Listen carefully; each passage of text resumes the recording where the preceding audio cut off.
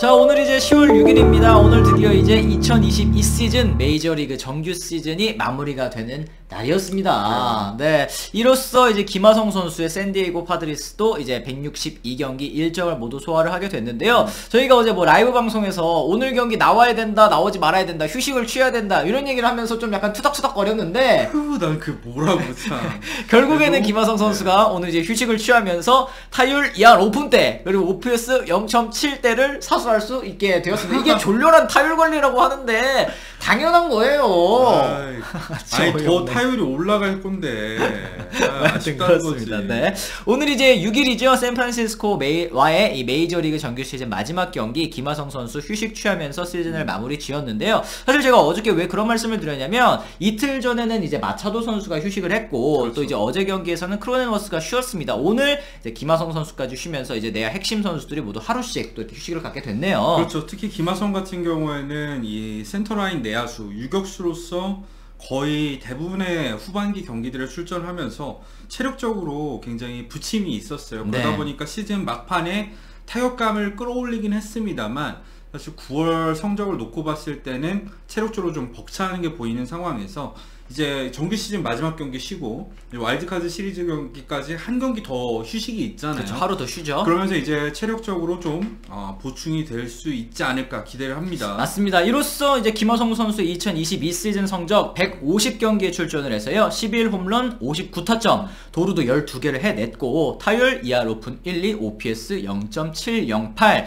이제 베이스볼 레퍼런스 기준으로 맨 처음에는 5.1, 이 5가 넘었었는데 사실 한 차례 또 재조정이 있고 난 다음에 4.9로 좀 떨어지긴 했더라고요. 그래도 4.9승이 어디예요. 거의 다 팬그래프 WAR도 뭐 표기가 되진 않았지만 3.7승 준수한 WAR을 쌓았고요. WRC 플러스 조정 득점 생산력이고 100이 평균이죠. 105를 기록을 하면서 평균 이상의 공격력까지 보여줬습니다. 맞습니다. 사실 올 시즌 출발, 이 오프 시즌 타티스 주니어가 이 오토바이를 타다 입은 손목 부상 때문에, 그리고 이제 직장 폐쇄 때문에 수술 시기가 다소 뒤로 늦춰지면서 3월에야 돼서 수술을 받게 됐습니다. 그렇죠. 그러면서 이 타티스 주니어의 손목 부상으로 인한 복귀 시점이 계속해서 밀리던 상황이었고, 결국에는 금지약물로 이제 이탈을 하는 일까지 있었는데, 김하성 선수 얘기를 해보자면은 시즌 초반에 주전 아니었어요. 에이브람스라는 이 샌디에고 특급 유망주랑 포지션 경쟁을 펼치면서 4월에 OPS 0.9를 넘겼었고요. 그러면서 이제 본격적으로 주전 기회를 받을 수 있었죠. 맞습니다. 말씀하신 것처럼 사실 지난해에도 수비에서는 좋은 모습을 보여줬습니다만, 올해 이 다시 자리를 잡기 위해서는 백업에서 더 나아가서 이제 준주전급으로 활약을 하기 위해서는 타격에서의 좀 생산력이 달라진 모습, 발전된 모습이 좀 필요하지 않았습니까? 그렇죠. 그래서 스토브리그 때 최원재 코치와 함께 이제 타격폼도 수정을 했고, 구슬땀을 흘리면서 이제 메이저리그 투수들의 공에 어떻게 적응할 것인가, 많은 분석과 스윙 개조 노력이 있었죠. 그렇습니다. 그러니까 김하성 선수가 가장 어려움을 표시했던 부분이 이제 매일매일 새로운 투수를 만난다는 것에 대한 이제 생소함이 있지 않았습니까? 이제 2년차에 접어들면서 상대 투수들도 조금 더 많이 공부하게 되고 또 자주 접하게 되면서 이런 부분, 좀 생소한 부분이 좀 사라졌다. 그리고 노림수를 가질 수 있게 됐다는 것도 또 중요한 포인트인 것 같습니다. 그렇죠. 이 생소한 부분이 사라진 게 결국에는 노림수를 가질 수 있는 부분으로 이어진 것도 있겠고요.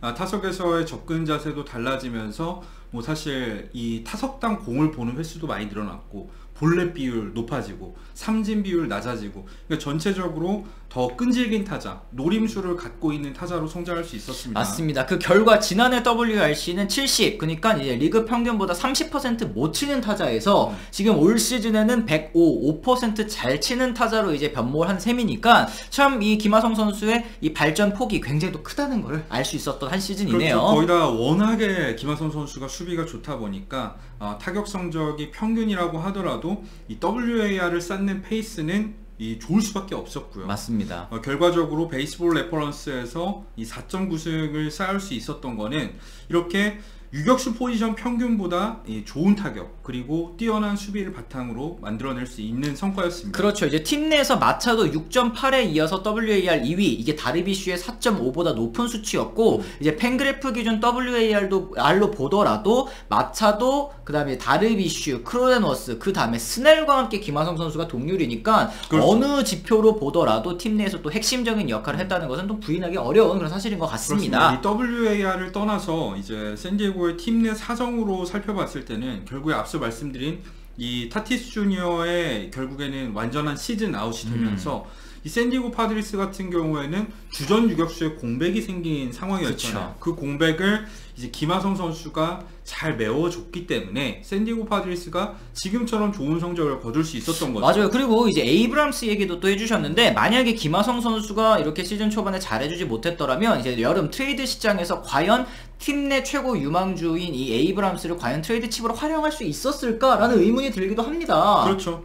그 CJ 에이브람스를 이제 희생한 대가로 데려온 소토가 사실 이적 후에 한동안 부진해서 뭐 여러 가지 말이 있긴 했습니다만, 이 결과적으로는 에이브람스를 통해서 이제 소토를 데려온 게 올 시즌만 있는 거 아니잖아요. 내년 그 이후도 생각해봤을 때도 이 김하성 선수의 활약이 결국에는 워싱턴의 과감한 결정까지 이끌어냈다 말씀드릴 수 있겠죠. 그렇죠. 이제 사실 뭐 시즌 개막할 때까지만 하더라도 타티스의 백업 정도로만 생각이 됐었는데, 올스타급 WL을 찍어주니까 얼마나 이 김하성 선수가 또 예쁘겠습니까? 여기에 추가적으로 이 하이라이트 필름 제조기, 저희가 호수비 얘기 또 안 해볼 수가 없지 않습니까? 그렇죠. 일단 호수비도 호수비지만 허슬 플레이 얘기를 해야겠죠. 지난 워싱턴전에서 이제 펜스 충돌을 마다하고 정말 파울 타구를 잡아내면서 팀의 투혼을 불어넣어준 플레이, 올 시즌 베스트 장면 중에 하나죠. 그렇죠. 그리고 수비에서 얼마나 잘하는가를 알 수 있는 장면은 회전 회오리 성공. 클리블랜드전. 그렇죠. 그 스텝을 밟아가면서 회전에서 멋진 수비를 했던 장면, 저는 생각이 나고, 이런 이 수비에서 빛나는 모습, 그리고 공격에서도 중요할 때 해결사 역할을 가끔씩 해내는 모습이 이 샌디에고 파드리스 팬들이 김하성 선수를 특별하게 좋아하는 이유가 아닌가 싶습니다. 그렇죠. 그래서 요즘 뭐 이제 댓글에도 이제 팬분들이 그런 얘기 하시지 않습니까? 김하성의 야구에는 감동이 있다. 뭐 김하성의 감동에는 야구가 있다. 뭐 여러 가지 이제 바리에이션을 이제 쓰시는 것 같은데, 그렇죠. 이게 사실 저는 올 시즌 농담이 아니었다고 또 생각을 합니다. 뭐 제가 직접 샌디에고 파드리스의 중계를 여러 번 해본 입장에서는 현지에서 이제 현장음이 들리잖아요. 김하성 선수는 하다못해 내야 안타만 쳐도 진짜 환성이 쏟아지고요. 김하성 선수는 조금만 불리한 볼 판정이 있어도 정말 상대 투수에 대한 야유가 쏟아집니다. 그 정도로 하성킴 챈트는 당연히 그쵸. 뭐 경기당 한두 번씩은 꼭 들리고요. 팬들의 사랑을 정말 많이 받는 선수입니다. 그렇습니다. 이제 김하성 선수가 활약하면서 사실 이제 약물 적발 이후에 타티스가 좀 다소 고분고분해지지 않았습니까? 팀이 원하는 대로 하겠다 뭐 이렇게 이제 나오고 있는데, 다음 시즌 이제 외야수로 이동해야 되는 것이 아니냐라는 주장이 현지에서 더 많이 힘을 얻고 있더라고요. 그렇죠. 이제 윌 마이어스 같은 경우에도 올 시즌 끝으로 계약이 만료되기도 하고, 샌디에고의 약점이 어딘가를 생각을 해봤을 때는 확실히 내야진에 비해서 외야 뎁스가 워낙 얕은 상황이잖아요. 그쵸. 올 시즌 그리샴의 부진, 그리고 아수카가 그 부진을 메워주지도 못했고요. 그랬을 때 이 타티스 주니어가 가장 팀에 도움이 되는 포지션은 중견수일 수 있다, 이런 얘기가 나오고 있죠. 맞습니다. 그리고 이제 지역 방송사죠, 벨리 스포츠 샌디에고의 캐스터인 밥 스캔런 씨가 전날 이제 김하성 선수와의 수훈 선수 인터뷰 영상을 이제 SNS에 올리면서, 김하성이 올해 자신과 구단을 위해 한 일에 대해 깊은 존경심을 또 표하고 싶다. 만약 김하성이 없었더라면 샌디에고는 지금 위치에 있지 못했을 것이다 라는 이제 얘기를 했는데요. 이 말은 진짜 똑같이 반멜빈 감독이 시즌 중반에 얘기를 했었죠. 그렇죠. 확실히 이제 김하성 선수에 대해서 이제 좀 폄하하는 시선이 올 시즌 초반까지만 하더라도 있었죠. 분명히 있었잖아요. 네. 뭐 지금은 많이 달라지긴 했습니다만, 이 타티스 주니어가 이렇게 공백이 생겼을 때 김하성 선수가 샌디에고에 없었다고 생각을 해보세요. 그러면 정말 샌디에고 파드리스가 지금 순위에 있을 수 있었을까? 그러니까 미러키에 지금 이제 3경기 앞선 와일드카드 2위 자리를 차지할 수 있었을까라는 의문은 사실 들 수밖에 없고, 그렇죠. 이건 이제 WAR에서도 거의 5승을 이제 책임진 게 김하성 선수이기 때문에 여기서 5승 빼면 와일드카드 탈락이에요. 맞습니다. 그런 정도로 이제 김하성 선수가 올 시즌 참 대체 불가 중요한 역할을 해줬다 말씀을 드릴 수 있겠습니다. 그렇죠. 앞서 말씀드린 대로 이제 내일 하루 휴식 후에 8일부터 이 포스트 시즌 일정에 돌입하는 샌디에고 파드리스입니다. 그 맞대결 상대는 이 애틀란타한테 아쉽게 이제 와일드카드로 밀리게 된 뉴욕 매치인데요. 뉴욕 매치 하면 역시 생각나는 거는 슈어저, 디그롬, 원투펀치 그리고 3선발인 배시의 존재죠. 투수진이 굉장히 강력한 팀이고요. 그런 투수들을 상대로 이제 김하성을 위시한 샌디에고 타자들이 얼마나 해줄 수 있느냐가 결국에는 와일드카드 시리즈의 승패를 가르게 될 겁니다. 그렇습니다. 어쨌든 뉴욕 매츠 지금 와일드카드로 떨어지긴 했습니다. 100승 거둔 팀이고 확실히 전력상에 있어서는 샌디에고보다 우위에 있는 것은 확실해 보이기는 합니다. 일단 1차전 선발 다르비슈와 맥스 슈어저의 맞대결인데요. 이 9월의 투수상에 선정될 정도로 최근 이제 페이스가 워낙 좋았던 다르비슈 선수이기 때문에 1차전 맞대결은 진짜 붙어봐야 알 것 같다라는 생각이 좀 드는 것 같고, 매츠도 사실 이제 2위의 충격을, 지구 2위의 충격을 딛고 워싱턴 수입하면서 다시 한번 또 페이스를 끌어올리지 않았습니까? 이 포스트 시즌 가을 야구에서의 또 맞대결도 굉장히 좀 기대가 되는 부분인 것 같습니다. 그래요. 어디가 이길 것 같아요? 전력만 놓고 봤을 땐 당연히 매치죠. 네. 그리고 100승 아닙니다. 101승이에요. 101승이에요. 미안합니다. 101승 팀, 네, 101승 팀 이제 매치를 상대로 또 김하성 선수가 또 활약해주는 모습 저희도 한번 기대를 해보면서요. 저희가 오늘 이제 한 시즌 김하성 선수의 정규 시즌 활약까지 한번 정리를 해봤습니다. 포스트 시즌에서도 김하성 선수의 활약이 이어지길 바라면서 저희가 오늘 준비한 컨텐츠는 마무리를 지어보도록 하겠습니다. 저희는 내일 또 다른 이야기를 다시 돌아오겠다는 말씀 전해드리면서요. 오늘은 이만 물러가 보도록 하겠습니다. 지금까지 시청해주신 분들 모두 감사합니다. 고맙습니다.